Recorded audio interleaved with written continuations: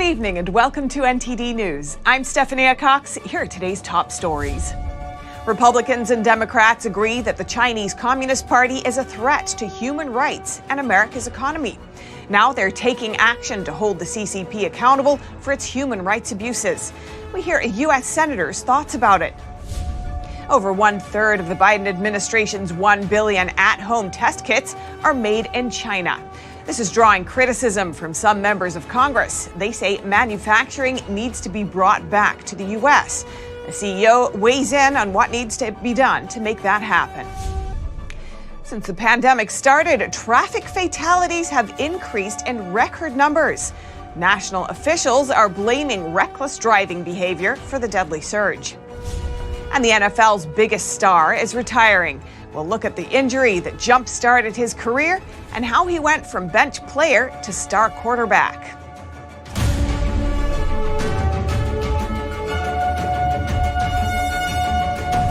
A push for bipartisan support. President Biden today meeting with top senators on his Supreme Court pick. But critics are doubling down. NTD's W.H.O with more on that. I invited, we're different parties, but two good friends down here. That's President Biden at his first formal meeting with lawmakers to discuss who's filling Justice Breyer's seat. And I'm serious when I say it, that I want the advice of the Senate as well as the consent, if we can arrive on who the nominee should be. Speaking to reporters, Biden said Judiciary Chairman Dick Durbin and the top Republican on the panel, Senator Chuck Grassley, are two good friends. But despite the push for bipartisan support, Republican Senator Ted Cruz on Tuesday doubled down on his criticism. The Democrats are so casually racist. He says Biden's vow to only consider black women is offensive to them. There are black women who are very talented jurists who may well be the appropriate nominee, but when Biden starts out by saying he has a quota system, he diminishes the achievements of those African-American women. The White House fires back. The fact that not a single black woman has served on the Supreme Court is a failure in the process, not a failure or a lack of qualified black women to serve as Supreme Court justices. This, as Senate Majority Leader Chuck Schumer on Tuesday promised. And once President Biden announces his nominee, I intend to have the Senate move quickly. Biden made clear again that he will pick his nominee by the end of February. W.H.O, NTD News. New Japanese research backs up the use of Ivermectin to treat COVID-19. Scientists have found that the antiviral medication puts up a fight against the CCP virus, even its Omicron variant. NTD's Miguel Moreno reports. Japanese conglomerate Kowa says ivermectin had the same antiviral effect on all mutant strains, including Alpha, Delta, and Omicron. Ivermectin is a drug that's been used by the World Health Organization for over 30 years to treat parasitic infections in humans. But the Food and Drug Administration and other health experts have advised against its use to treat COVID-19. Kowa says the antiviral drug suppresses invasion of the virus and inhibits its replication. The company expects ivermectin to be used as a therapeutic drug for all new coronavirus infectious diseases. Kowa is also currently carrying out a phase 3 clinical trial on the use of ivermectin to treat COVID-19. The drug has already been widely used in India, Brazil, and other countries as a preventative measure. But the U.S. National Institutes of Health says there isn't enough data to recommend either for or against the use of ivermectin to treat the disease. Miguel Moreno, NTD News. Doctors and other health experts risk being censored and even losing their licenses if they contradict mainstream pandemic narratives. A doctor in Georgia is experiencing this firsthand. He's under investigation over statements he made at a school board meeting. NTD's Miguel Moreno tells us what happened. Vaccines do not stop the spread or prevent infections. That's Dr. William Ray Lynch at a Cherokee County school board meeting last August. Masks have side effects. Carbon dioxide levels are higher in younger children. In roughly 3 minutes, Dr. Lynch made several statements about COVID-19, vaccines, and masks. He's now under investigation, and he could lose his emergency doctor certification. Someone had complained that I had violated a code of professionalism. In a December letter to Lynch, the American Board of Emergency Medicine, known as the ABEM, said that making public statements that are directly contrary to prevailing medical evidence can constitute unprofessional conduct. Put another way, publicly saying what isn't widely medically accepted could violate the rule. The ABEM says the doctor may have violated their code at the school board meeting. In an email to Lynch, an emergency medicine board worker listed the doctor's comments in question, some of which are hotly contested. Lynch told me that he spoke at the meeting to support the school board's decisions, such as making masks and vaccinations optional. I gave them a summary of 14 different articles and of the literature. I even left them copies of the literature, invited a discussion if they had any questions. Basically, my final conclusion was very simple. It was to allow parents to discuss concerns with their physicians and make decisions regarding their children for masks and vaccines with informed consent. He says other speakers asked the school board to impose a mask mandate. In a statement to NTD, ABEM wouldn't comment on their investigation. The board can only revoke Lynch's emergency doctor certification, but the doctor says that violation could lead the state to revoke his physician license. And as all this plays out, Lynch continues to run for a seat on the Cherokee County School Board. Miguel Moreno, NTD News. Measures to protect public health could now be causing a health threat of their own. That's according to a new report from the World Health Organization. The report points to the tens of thousands of tons of medical waste produced during the pandemic. Here's more on that story. The World Health Organization is warning that the waste produced from pandemic measures poses a threat to both human and environmental health.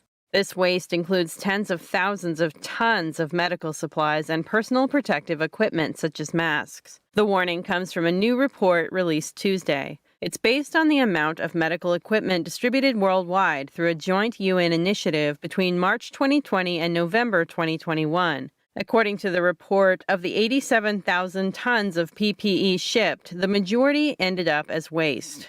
The 8 billion plus doses of vaccine administered globally has created 144,000 tons of waste. This is in the form of syringes, needles, and safety boxes. And a potential 731,000 liters of chemical waste could be generated by the 140 million test kits shipped. That's about 1/3 of an Olympic-sized swimming pool. The WHO noted that as the UN and countries worldwide raced to secure supplies amid the pandemic, officials were less focused on safely and sustainably managing the waste. The authors of the report are calling for effective management systems to be implemented and recommend using eco-friendly packaging, safe and reusable PPE, and recyclable or biodegradable materials. They also called for more investment into ways to get rid of the waste without the need to burn it, as well as recycling facilities.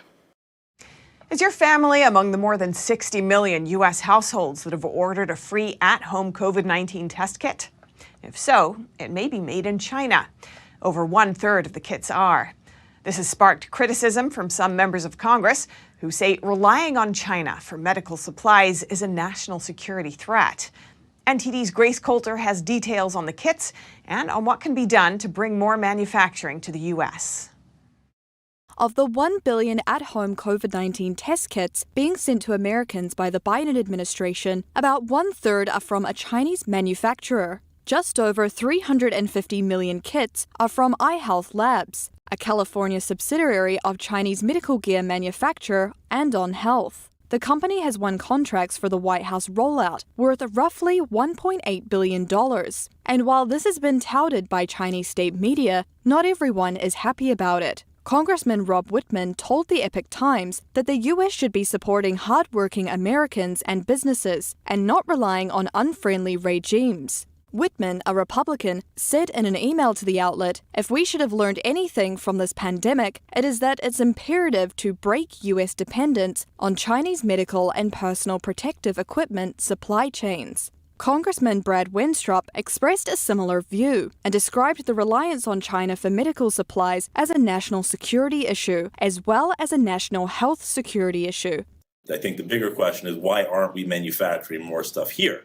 Gerald Commercian is the CEO of Todos Medical. His company manufactures COVID-19 tests in China, Korea, and the US. He says it's not surprising that the administration is sourcing tests from China because he says the cost is much higher in the US. He says this is due to a lack of automation and infrastructure and says it's up to the government to work with US companies to fix this.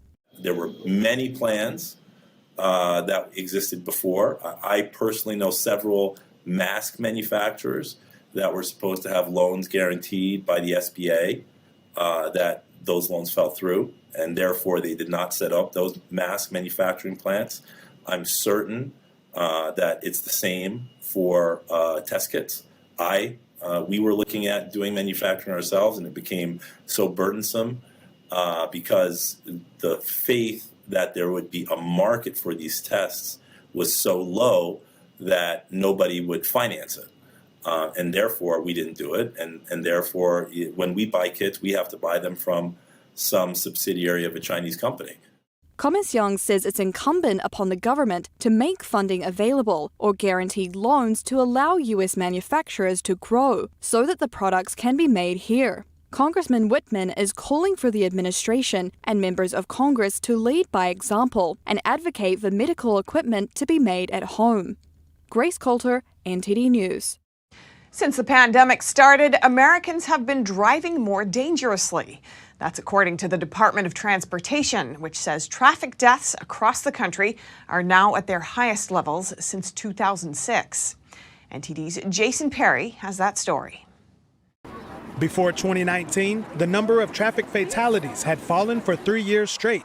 But since the pandemic, the nation has seen a record pace of traffic-related fatalities. In the first 9 months of 2021, the number of U.S. traffic-related deaths surged to over 31,000, which is 12% higher than the year before. That represents the highest percentage increase for any 9-month period since the Transportation Department began recording fatal crash data in 1975. States like Nevada and Idaho saw a roughly 30% increase in traffic-related deaths in 2021 compared to 2020. The National Highway Traffic Safety Administration, or NHTSA, blamed reckless driving behavior for the increases during the pandemic. They cited behavioral research that indicates speeding and traveling without a seatbelt have been higher than normal. Transportation Secretary Pete Buttigieg has pledged to help reverse this trend by providing federal guidance to spur states to lower speed limits and embrace safer road designs. NHTSA also plans to move forward on rulemaking to require automatic emergency braking on all new passenger vehicles and to emphasize crash avoidance features such as lane keeping assistance. But they haven't set any firm deadlines for action so far. Jason Perry, NTD News, New York. Today, Senator Joe Manchin said President Biden's Build Back Better bill is dead. This is the West Virginia senator's strongest language to date. It now appears that any of the Democrats' top domestic priorities will have to arise from fresh negotiations. Manchin says the roughly $2 trillion Build Back Better bill is too expensive and could further fuel inflation.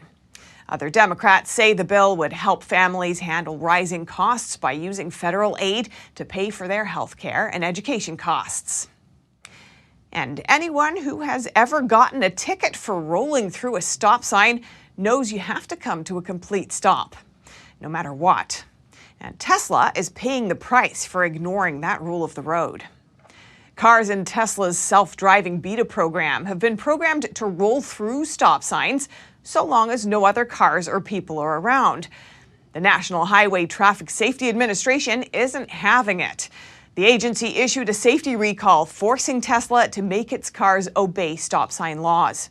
According to Tesla, this will impact close to 54,000 vehicles in its self-driving program. The company doesn't like the word recall since the issue will be fixed with an over-the-air software update. Tesla says no cars in its program have been involved in any accidents since it launched in 2020. And lawmakers from both sides of the aisle are unified on the threat China poses to human rights and America's economy. Congress this week is gearing up to pass a bill meant to hold the Chinese Communist Party accountable. But one Republican lawmaker wants to go further. Representative Steve Chabot of Ohio today proposed levying sanctions to prevent forced organ harvesting from Falun Dafa practitioners. And Senator Jon Tester tells NTD he's expecting the bill to pass after a genuine bipartisan discussion on this critical issue. NTD's Melina Weiskopf has more for us. The House this week is starting work on a new competition bill meant to boost American innovation and help us with global competitiveness, particularly competition with China. The Senate already passed their version of the bill, and now senators are pushing House Speaker Nancy Pelosi to move quickly to get it done. On Tuesday, Senator Raphael Warnock sent a letter to Speaker Pelosi, writing that the effort will increase resilience in America's supply chains while decreasing resilience on other countries. The House today getting started. I think the subject of today's hearing is such that we can move together in a process that we haven't seen much lately. And it goes further than economic initiatives. It takes action to address human rights. It would impose sanctions for human rights abuses of Uyghurs in Xinjiang. But one Republican representative is pushing for more. To levying sanctions for involuntary organ harvesting from the Falun Gong. Falun Gong is a spiritual practice that has faced brutal persecution in China since 1999. And Chabot hopes this new bill will provide the occasion to consider stronger actions to hold the CCP accountable for its human rights atrocities. Tough policies like these ought to be included. The Competes bill also invests money into Hong Kong, $10 million to promote democracy. Unlike the Senate version of the bill, the Competes Act invests in climate change. Some Republicans say the bill isn't strong enough. They want more action, especially cracking down on Chinese Communist Party spies who are stealing intellectual property. Senator Jon Tester tells us that's an issue that needs to be addressed. I think it's very relevant. You think it should be in this bill? I am not a stickler for turf. If we can get it addressed, if it has to be addressed in this bill, go ahead and do it.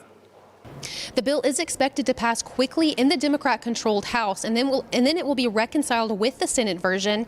Democrats are really hoping this process will move quickly so that Biden will have an accomplishment to speak about at his State of the Union address come March 1st. Reporting in Washington, D.C., Melina Weiskopf, NTD News. Mexico's central bank says remittances, or the money migrants send home to their relatives, grew by 27% in 2021. That brought the year's total remittances sent to Mexico to over $50 billion. NTD's Jason Perry has the details. The remittances sent from migrants to their relatives in Mexico surpassed almost all other sources of Mexico's foreign income, including tourism, oil exports, and most manufacturing exports. Remittances as a percentage of Mexico's GDP have almost doubled over the past decade, growing from 2% of GDP in 2010 to almost 4% in 2020, according to the Mexican government. Now 1 out of every 20 households in Mexico receives remittances. On the one hand, the spike may be a matter of need caused by the pandemic. But on the other hand, the growth in remittances may have been fueled by increased job opportunities for migrants in the United States. Mexico is now the third largest recipient of remittances in the world, behind only India and China. The Mexican Central Bank said Tuesday the phenomenon doesn't appear to be stopping anytime soon, as remittances in December grew to almost $5 billion. That's about a 30% increase compared to the same month in 2020. Jason Perry, NTD News. Coming up, a fertilizer plant is on fire in North Carolina, and authorities have stopped trying to put it out. They say there's too high a risk of chemical explosion. City officials are now urging thousands of residents to evacuate the area. And in the NFL, how did Tom Brady get his opportunity to go from bench player to superstar? We'll look into that and more here on NTD News.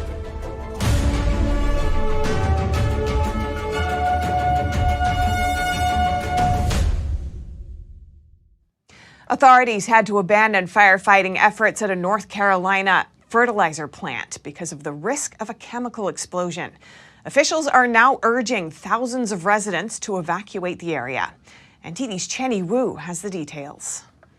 About 6,500 people are being told to evacuate their homes in Winston-Salem, North Carolina, after a fire started Monday evening at a fertilizer plant. It shook our house. We weren't sure what it was. When I opened up my front door and the entire sky was nothing but orange. I was scared. I started crying. I had a panic attack because I didn't know what was happening. Winston-Salem Fire Chief Trey Mayo says the top concern is a possible explosion, since the plant stores potentially explosive ammonium nitrate. There's somewhere between 300 and 600 tons of ammonium nitrate. To put that in perspective, Mayo says in 2013, a West Texas fertilizer plant caught fire and exploded, killing 15 people and destroying around 150 buildings. And that plant had a lot less ammonium nitrate and was in a less densely populated area than the one in North Carolina. I just want to convey the gravity of this situation. There could be almost 3 times that much ammonium nitrate in this facility on North Cherry Street. The firefighting operation had to be abandoned after the blaze spread to a rail car containing the ammonium nitrate. We are not going to go back in and investigate closely for 48 hours, which will be at 6:30 or 7 o'clock Wednesday. But video footage from a drone showed several large smoke plumes rising from the site. Residents within a 1-mile radius of the fertilizer plant are being urged to evacuate and stay away from their homes for 48 hours. I'm hoping that my house will still be there when this is over. No injuries have been reported so far, and the cause of the fire is not yet known. Chenny Wu, NTD News. Tom Brady's retirement ends one of the most successful careers in NFL history. Not bad for a 6th-round draft pick who rode the bench as a rookie. NTD's Dave Martin has more. Tom Brady's career was forever altered back in 2001 when Jets linebacker Mo Lewis drilled then Patriots starting quarterback Drew Bledsoe as he was scrambling toward the sideline.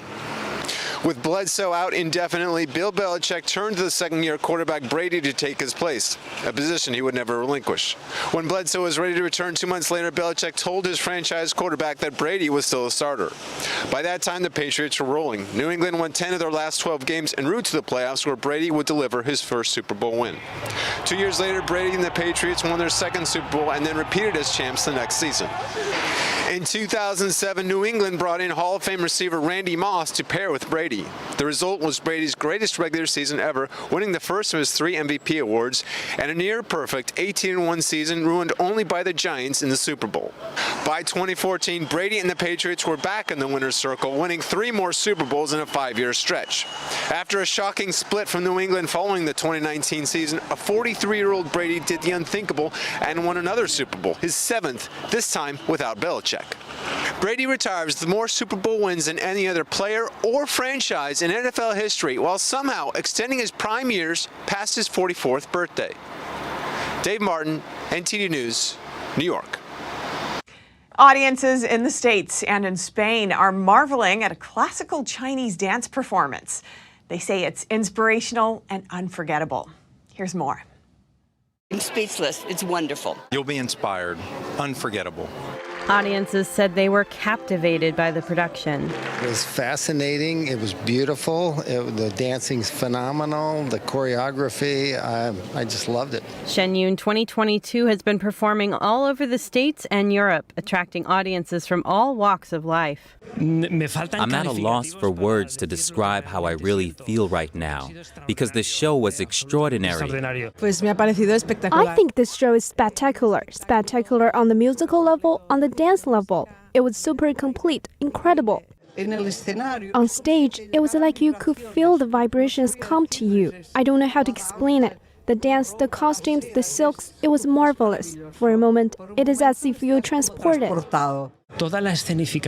All of the performances come down to kindness, beauty, and goodness. Unfortunately, these sacred values are not so common in today's society. So the show was like a breath of fresh air.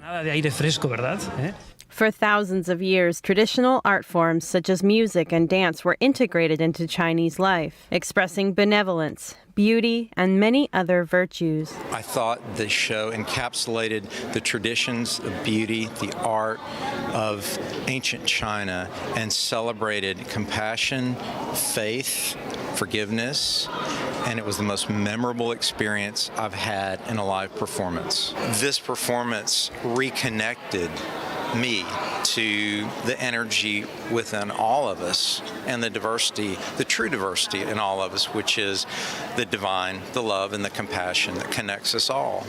And that's more than enough reason for everyone to see the show.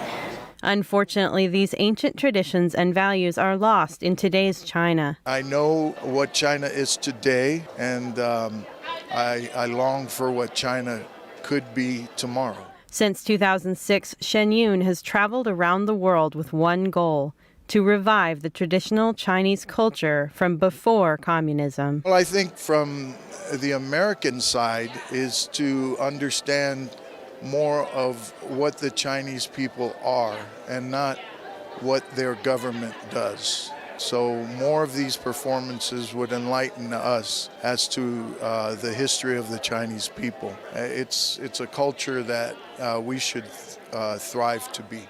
It's a call for attention to this world that is unfortunately built on hedonism and materialism. We saw how the truth, the goodness, the beauty can degenerate into hatred and tyranny, like Chinese communism, which is not the essence of Chinese civilization. Indeed, the show is very recommendable and very timely. NTD News. Coming up, authorities have arrested a suspect in Colorado who allegedly made mass shooting threats against individuals at UCLA. The school held all classes remotely today as a precaution. And police in the California Bay Area released footage of an officer-involved shooting at the San Francisco International Airport. The man involved appeared to draw weapons on the officers. That and more after the break.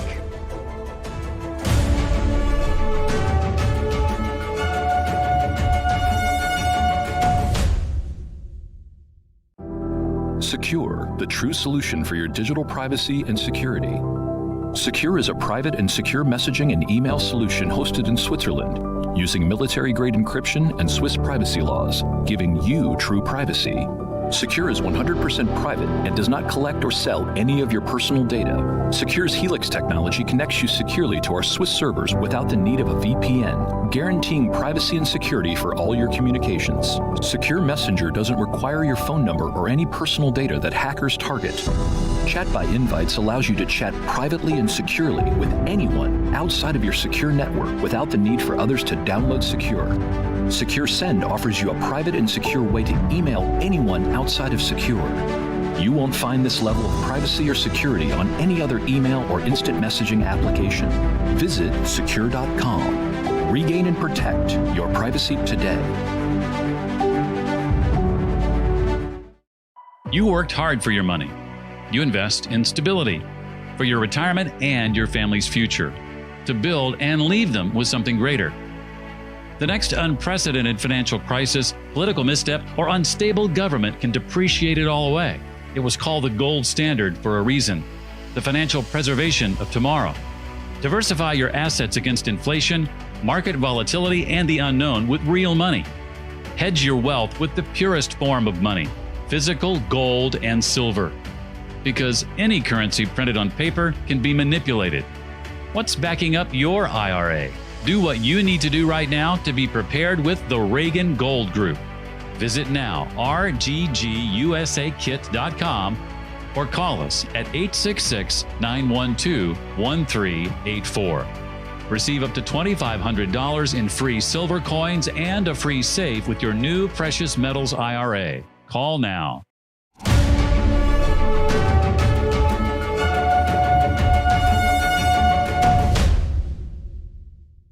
A suspect who allegedly made mass shooting threats against individuals at the University of California, Los Angeles, or UCLA, has been taken into custody. That's according to school officials. UCLA held all classes remotely today as a precaution, but says it'll resume in-person learning tomorrow. Police have identified the suspect as Matthew Christopher Harris, a former UCLA lecturer. Harris allegedly sent a video referencing a mass shooting and an 800-page manifesto filled with violent threats against members of the UCLA community. The campus police department said it worked with the FBI and Colorado law enforcement on the investigation. Authorities tracked Harris to his home in Boulder, where he was arrested after a standoff. And officials released surveillance footage of a shooting that happened at San Francisco International Airport earlier this month. The suspect said he was carrying a gun, and when he appeared to raise it, the officers fired. The 37-year-old man was fatally shot on January 20th after acting suspiciously inside San Francisco International Airport. The man, named Nelson Zetto, claimed he was armed with 2 guns. However, he was carrying airsoft replicas which are not real firearms. The San Francisco Police Department Commander Paul Yep said officers received calls shortly before 7:30 a.m. about a suspicious man in the international section. The calls said he had no luggage and was holding his midsection area as if trying to hide something. When officers approached Zetto, he pulled out what appeared to be a gun from his jacket. He said to them he had another gun and this one's loaded. Additionally, Zetto told officers to shoot him center mass as well as thanking them for their service. A negotiator told Zetto to put down the guns and said the police wanted to help. After Zetto dropped one gun, he appeared to draw another gun and officers fired. He fell backwards and police fired once more when he appeared to reach for the gun again. The police administered aid to Zetto before medics arrived. However, he succumbed to the injuries. The California Department of Justice is now investigating the incident. There's a controversy in one Silicon Valley city over digital billboards. Some say the billboard pollutes the city's visual appeal, and one local put up his own billboards to challenge city policy. Here's more from NTD's David Lamb. We're in Santa Clara, where digital billboards such as these can be found. But in a neighboring city, San Jose, new billboards have been outright banned since 1985. San Jose prohibited new billboards decades ago in order to beautify the city. Recently, several digital billboards were proposed to be created at the San Jose airport for revenue, but the local airport commission rejected it over pushback from the community. A grassroots group told NTD that the billboard revenue would be mediocre. From the city's point of view, they see it as a revenue generating, even though it's a drop in the bucket. Like we calculated, it would be a fraction of 1% of the city annual budget of revenue. Local resident Hemp says some residents are against digital billboards in general. And we're just hoping that we can keep San Jose's unique character and visual appeal instead of becoming like any place USA. You know, where every other town in the country has digital billboards everywhere. In one part of San Jose, these digital billboards on Gish Road appeared to be put up in 2018 without obtaining permits. I built some signs in the city without any permits and then challenged the right to even have a permit because of their unconstitutional sign scheme. That's where I'm at. Herson, the owner of the billboards, told NTD he's currently in litigation with the city over his free rights as a local. He says the city is exclusively allowing large companies to bid for billboard spots. They made it impossible for anybody else to even bid on these things. Some of the requirements where you had to have worked with a government entity for a number of years, 3-4 years, have to have a certain net worth. They purposely excluded everybody. NTD reached out to the mayor for comments but did not receive a response. Herson said people can turn off their billboards after 10 p.m. at night to avoid light pollution, but that there's already a myriad of other lights coming from the city. Herson says he hopes the council approves the new billboards because he plans to sue the city over unconstitutionality. According to Scenic America, an organization that aims to preserve the nation's land, the states of Vermont, Hawaii, Maine, and Alaska all prohibit billboards. On February 15th, the San Jose City Council will vote on whether or not to approve the digital billboards at the airport. If approved, they would be the first legally built digital billboards in the city. David Lamb, NTD News, California. Coming up, nearly 10,000 residents in a southern Chinese city are driven to quarantine sites overnight. That's because of the potential exposure to several positive Omicron cases. And the British Prime Minister meets with Ukraine's president in Kyiv to offer support as tensions with Russia grow. The government has announced $120 million of funding to help reduce Ukraine's reliance on Russian energy supplies. That and more here on NTD News.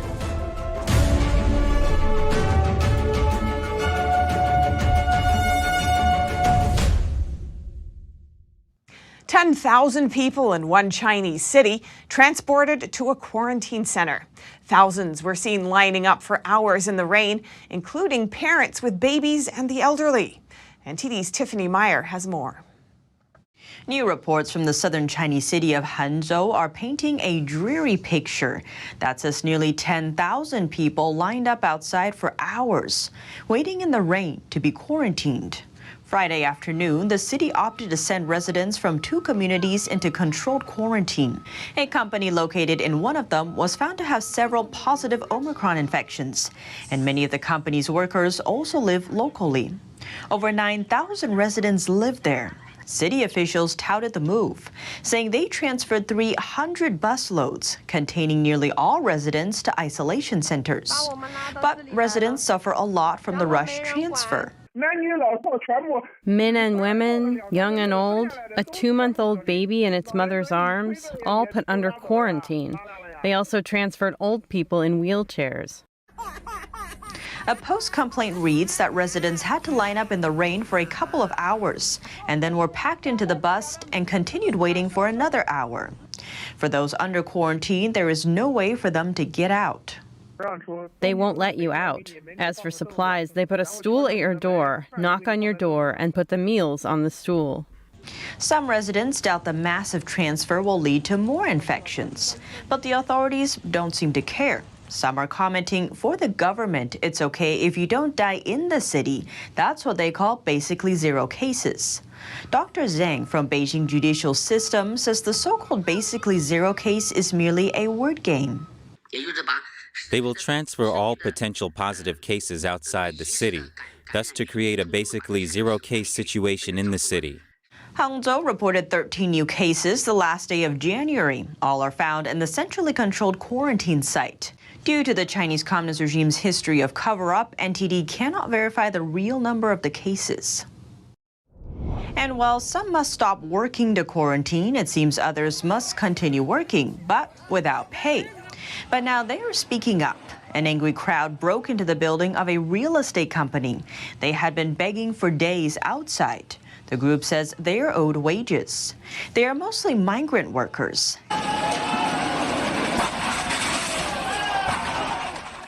And in the southern Chinese province of Guangxi, another group held banners asking for their wages. Some of these migrant workers turned to local officials for help.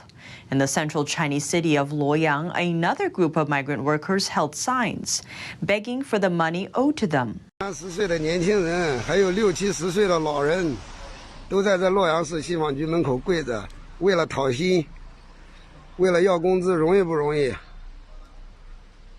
It's not only the migrant workers who suffer. A video shows a group of people gathering in front of an agricultural Bank of China building. They appear to be accusing the bank of illegal lending.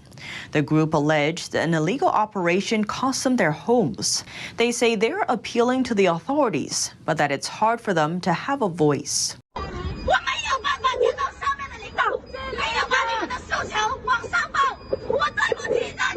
Thousands of families reportedly became homeless due to the bank's actions. No word yet as to the bank's response. British Prime Minister Boris Johnson met with the Ukrainian president today in Kyiv to reaffirm the UK's support for Ukrainian sovereignty. The government announced it would send about $120 million to Ukraine to aid good governance and energy independence in the country. This report comes from NTD's Eddie Aitken. The Prime Minister greeted by Ukrainian President Volodymyr Zelensky at the Mariinsky Palace in Kyiv. A meeting to assure Ukraine of the UK's intent to defend the rule of law in the country. Ahead of his arrival, Johnson posted on Twitter, "As a friend and a democratic partner, the UK will continue to uphold Ukraine's sovereignty in the face of those who seek to destroy it." Following a statement by Zelensky, Johnson spoke of the hostility facing Ukraine in the form of Russian troops amassing at its borders. It goes without saying that a further Russian invasion of Ukraine would be a political disaster, a humanitarian disaster. In my view, it would also be, for Russia, for the world, a military disaster as well. The government announced on Tuesday it would send £88 million in aid to Ukraine to support a stable government and energy independence away from Russia. The UK and other countries will be judged by the people of Ukraine and the world on how we respond and how we help. Meanwhile, Russian President Vladimir Putin said the US and its allies have ignored Russia's top security demands as he hosted Prime Minister Viktor Orban in the Kremlin. They are his first comments on the standoff with the West over Ukraine in more than a month. Putin said he hoped dialogue on Ukraine would continue in order to avoid negative scenarios, including war. Britain is working to de-escalate the crisis. On a separate visit earlier on Tuesday, Defense Secretary Ben Wallace met with his counterpart at the Croatian capital Zagreb. Speaking of the security situation in Eastern Europe, we agree that it is of great concern, and we hope it will not escalate. Henceforth, a diplomatic solution is necessary at this moment. Wallace said NATO, the European Union and Britain all hold that Ukraine's sovereign territory must be respected. He said Britain will defend the country's right to self-determination. The United Kingdom stands shoulder to shoulder in defending the right of sovereign countries to choose their destiny. What they choose is almost secondary to that sacred right to choose as a sovereign state how it wishes to secure its security and indeed what choices it makes to join, whether NATO or not. Eddie Aitken, NTD News. And in Ukraine, men with ordinary day jobs are coming together on weekends to train as Ukrainian army reservists. They meet in an abandoned construction site on the outskirts of Kyiv to prepare for any war breaking out with neighboring Russia. Here's more.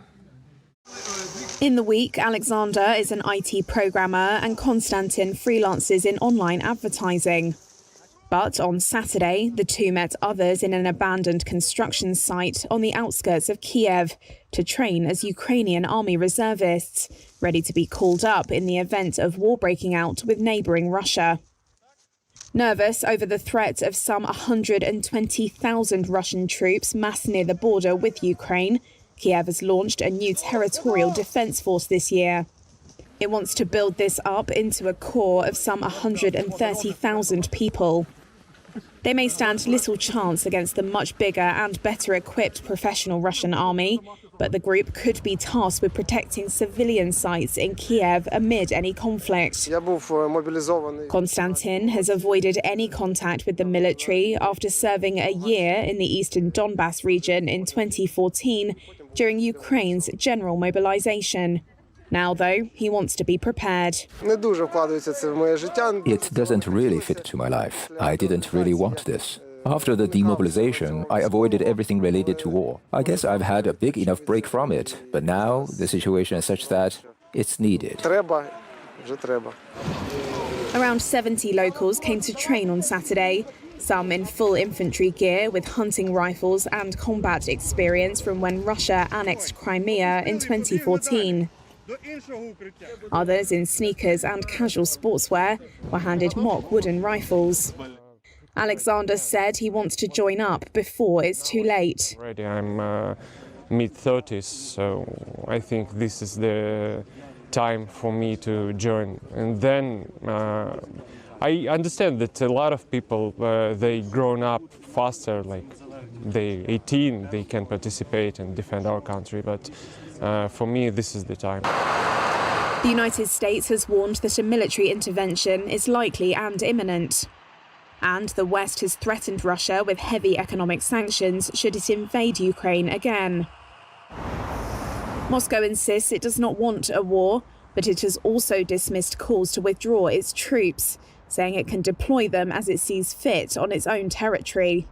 It has cited the Western response as evidence that it is the target, not the instigator of aggression.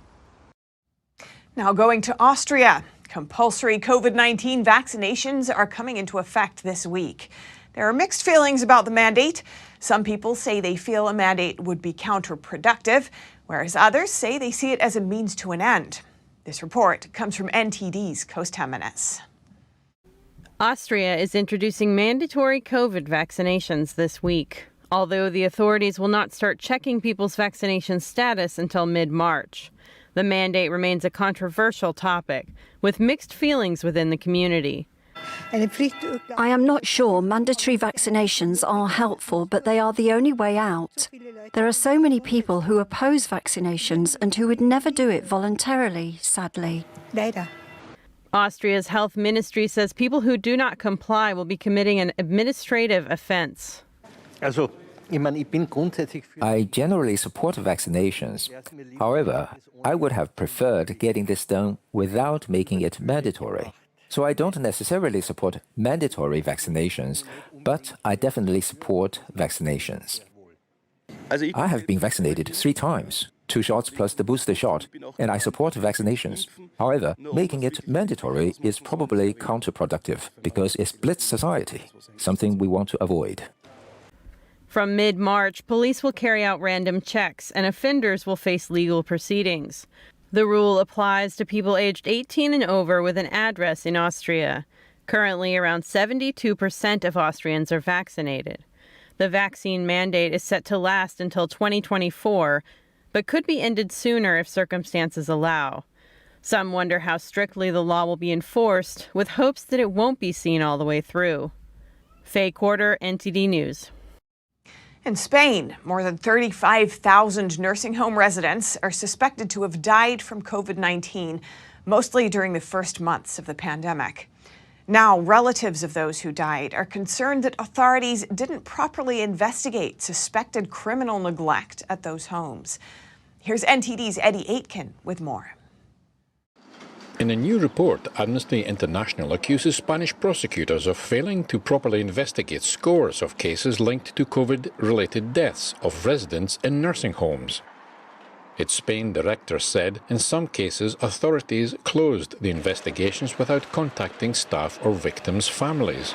There is a risk of absolute impunity for the deaths of in care homes during the first wave. We are talking about, in general, during the pandemic, about 35,000 people. The group said that almost 90% of investigations opened by the public prosecutor last January into more than 200 cases of suspected criminal neglect at nursing homes were dropped, without any clear consequences for those involved. Enriqueta Lopez said her elderly mother, who suffered from Parkinson's disease, drowned in her own vomit in a care home in Barcelona, where nearly half of the residents died after COVID struck.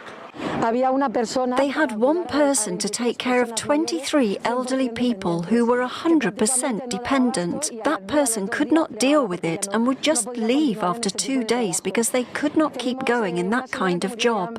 She said staff from a nearby health centre found other residents died from malnutrition or infected bed sores. Angela Areba's mother died in a Madrid nursing home after its operators refused to transfer her to a hospital when she tested positive for COVID-19. The public prosecutor is not investigating, and that should be their obligation, as they are here to protect the citizens. And they are not doing it. Judges do not take control of cases, and nobody listens to us. Eddie Aitken, NTD News. Coming up, the world's first all-electric passenger plane may be just weeks away from its first flight. And youngsters in Australia are trying their hands at beekeeping as the Billion Bees Foundation promotes a threatened native species with no sting in its tail. That and more on NTD News.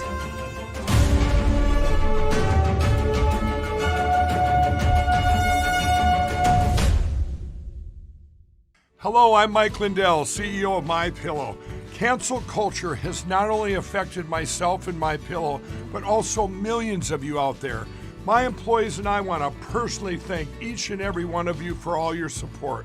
At MyPillow, we have hundreds of products now, including my new slippers, bathrobes, sleepwear, and my new beds. We are offering the best products ever for the best prices ever. For example, we have the standard size MyPillows, regularly $69.98, now only $19.98 with your promo code. Or you can get custom fit with my premium queen size MyPillows, regularly $79.98, now just $29.98. Or my king size, regularly $89.98, now just $34.98. So go to mypillow.com now and use the promo code on your screen or call the 1-800 number below to receive these exclusive offers. Thank you and God bless.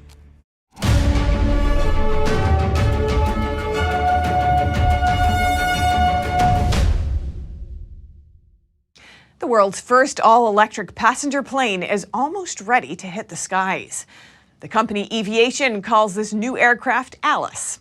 Its prototype first debuted in 2019. The Israeli company says the electric commuter plane can carry up to 9 passengers for 1 hour and has a max cruise speed of 287 miles an hour. Since December, it has been going through low-speed taxi tests in Seattle. A high-speed taxi test could come in the next few weeks.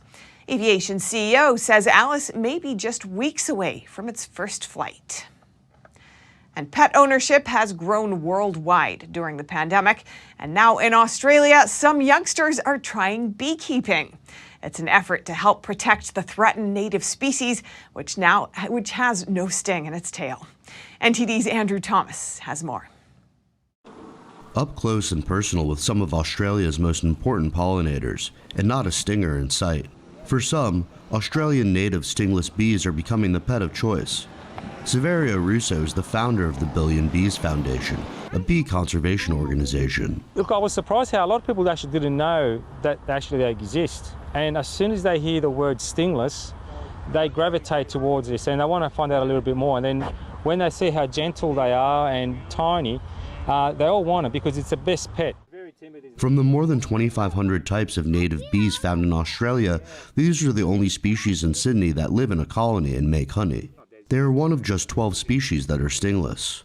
Amateur bee rescuers are stepping in to raise awareness about the bee, hoping education will help boost the bee's popularity.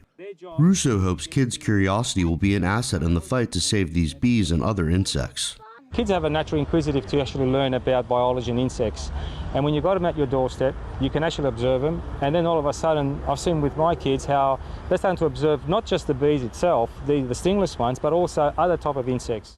It did not take long for Russo's love for the bees to spread to his neighbors, with more than 20 homes on his street in Blakehurst, South Sydney, wanting a hive of their own.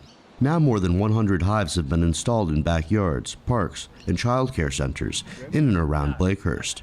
I was very fortunate at first because as soon as I started asking on the street here, pretty much every single person here has one of our hives. The Billion Bees Foundation expects many more will continue to come on board and join the effort to save this threatened species.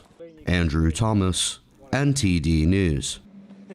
A new kind of janitor can be seen in Sweden. Crows. A Swedish enterprise is testing a reward-based system where the wild birds help humans pick up trash. Crows are picking up cigarettes and dropping them into a bin. Peanuts are then dispensed as a reward. According to their website, Corvid Cleaning says the bin will tell litter apart from other items, such as stones and leaves, and only reward litter. The birds take part as much or as little as they wish, and the only human involvement is to empty the bin and refill the food. And that's all for today's news. Thanks for tuning in. I'm Stephanie Cox.